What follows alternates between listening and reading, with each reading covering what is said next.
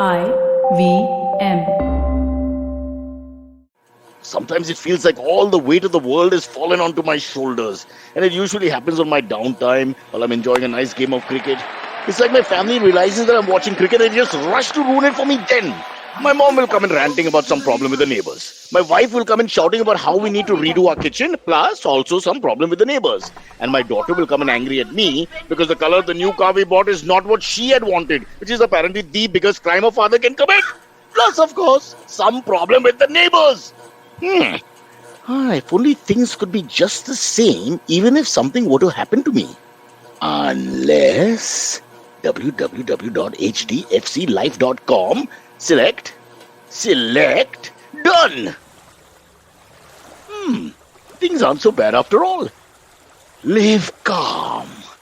With HDFC Life, click to protect life. The Life Protect option protects your family from financial uncertainty. Visit hdfclife.com to know more and for terms and conditions.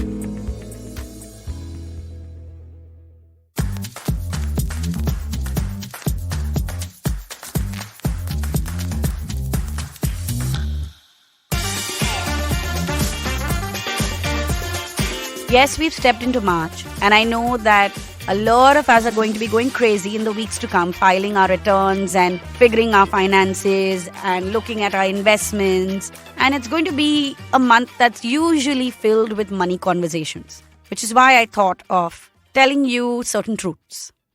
Money is the solution to a lot of your problems, and money does make life easy, but only if it is used appropriately and only if you have the right kind of relationship with money. How many of y'all suddenly had 40 question marks pop up in your head because I said relationship with money? I mean, what is she talking about? Hi, I'm Chetna, your favorite positive action coach, and this is Say No to Drama. A lot of us don't realize this, but money has a purpose in our life. It is supposed to do something very specific for us. And this something specific can be different for different people. So, for some people, money needs to make them feel secure, which is why they are people who will have a lot of money sitting in their bank rather than in investments, because the sight of that bank balance with lots of zeros makes them feel safe and secure. For some people, money is about making them feel abundant, and it's about living a rich life, so it makes them feel rich, and there's a sense of status. There's a sense of, oh, I will be respected. I will be looked at as a successful person. Right? So that's the purpose it serves for them. For some people, money is about comfort and meeting needs, right? It's not about anything more than paying rent, running the house, paying school fees, and really just meeting day-to-day needs. But most of us have beliefs around money that are skewed, that cause us a lot of problems, that make the whole idea of earning money, spending it, whether you're investing it or whether it's an expense, it makes the whole concept of money so stressful. Even after you've earned lots and you are in an abundant state, it is very normal for most people to continue to be in the struggle zone, to continue to struggle. Let me give you an example. A conversation I had with a client a few weeks ago. I made her do an exercise to understand her relationship with money. And yes, when you talk about money, it has to be with numbers. I'll explain why I'm saying this in just a moment. Hang on to that. But coming back to that conversation with my client, when we looked at the numbers, she realized that she had enough money to sustain her lifestyle as well as invest, save, and pay off a loan. So it was also meeting all her needs. And she wasn't really living a cut-to-cut sort of life. It wasn't as if after doing everything, needs and wants, she was ending up with a zero balance. But even after looking at this, it took her a bit to realize that every time she spent money, it came with a sense of guilt. So when we spoke about this a little further, we dug a little deeper. She came up with this insight. She said, 5 years ago, I was in a horrible place in my life. And I really did not have the kind of finances to do anything I wanted to do. And I had a massive loan. And somehow it seems, even though today I have come out of that zone and I'm in a safe space and I'm actually in a more than comfortable space, I haven't detached from that feeling. I haven't realized how far I have come in these 5 years and that I'm no longer in that space. And I no longer need to feel the way I did then about money today. As you hear this conversation, how many of y'all have suddenly felt that tube light go on? Yes. How many of you all have suddenly realized that, oh, I'm doing the same?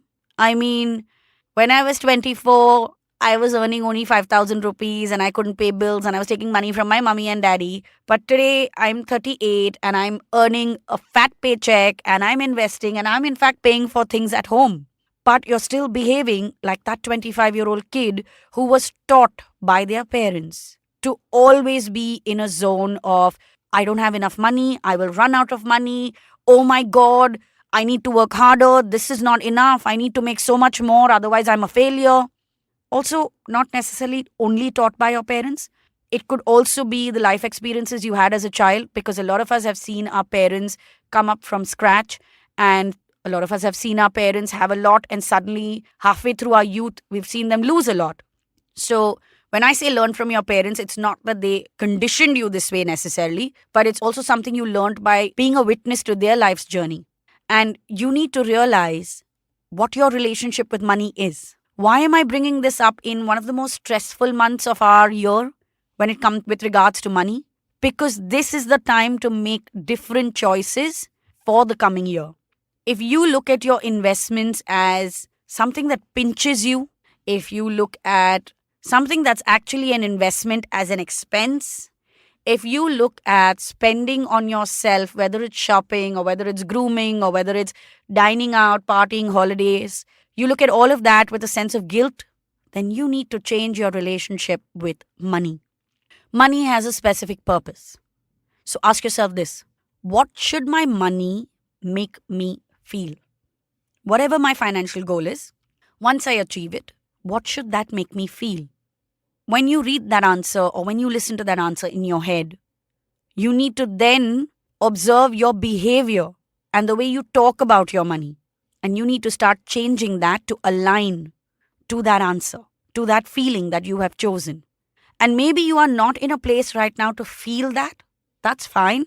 But then set a goal to work towards it without being distressed, without feeling like, oh my God, I'm struggling and I'm a loser. Also, another thing with money: what is it with us comparing ourselves to people who are 10 years ahead in our life?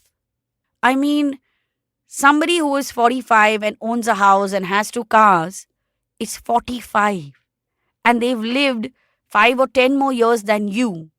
If you are in your 20s or in your 30s, comparing yourself to your boss who is 45, or to an uncle or to an older sibling, can you take the age difference into consideration? Because it's just stupid that you are comparing yourself to somebody who is way ahead of you in life in general, as in by age as well as life space. Also, the other piece to think about when you're comparing yourself: if you have a friend who comes from a very rich family and has married into a rich family and maybe earning less than you but living a cushier life than you, well, that's not because you are not good enough for your life isn't good enough, but that's because her fortunes are different from yours. And sure, you can call them lucky, but that's their fate. And you can either waste your time crying over your fate, cursing it, or you can get up and say, okay, she's fortunate or he's fortunate, but I can also build what I want. Also, I don't know if I want to live like that. And that life seems quite nice, but it may not necessarily fit your setting. Everyone wants to be rich, sure, because we think we will get freedom when we are rich. But when you become rich, you also have to manage that money. And it also comes with its own sense of, oh my God, what if I lose this money? And I mean, it comes with its own knives and daggers. And this doesn't mean that you should not become rich, but it means that stop painting a rosy picture which is unrealistic. I mean, paint a picture that is fair, paint a picture that is real. So, yes, as you listen to this episode, and we're literally in the first week of March, you want to ask yourself, what should my money make me feel? What is the purpose of having money in my life? Also, remember that this purpose will change as you grow. So, remember to keep checking in with yourself. Just a reminder that I have many more episodes on money and realigning your relationship with it. If I'm not mistaken, I have 1 or 2 episodes called Money Mindset. Scroll down on the IVM Podcast app and website, and you can find these episodes. Also, there are episodes on success and victories. You want to listen to those as well.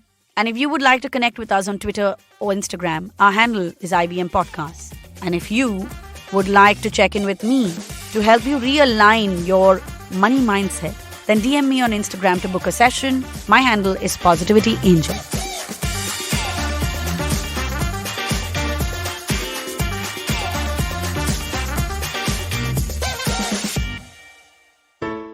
Hello. It's been another great week on the IVM Podcast Network. On Raw and Organic, Kunal talks to Shivjit Gatke and Zahir Khan about how they came up with Step, Set, Go, a bootstrap startup.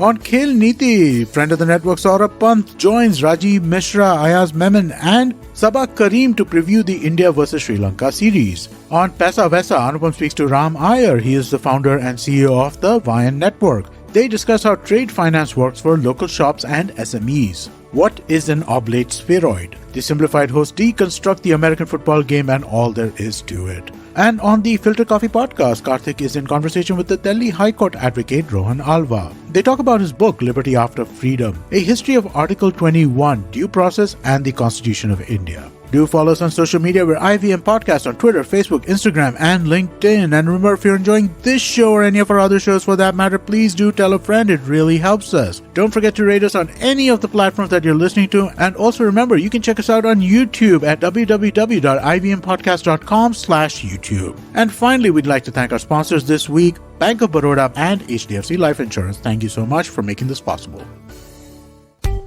Are you looking for finance products and services that can enhance your personal finance experience?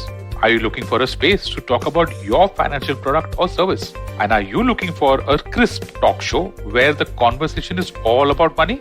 Well, your search ends here. Hi, my name is Anupam Gupta and I'm host of the Paisa Vaisa podcast, and I invite you for the conversation about your personal finance on each Monday on the IVM Podcast app or the website or on any podcast streaming platforms. See you folks.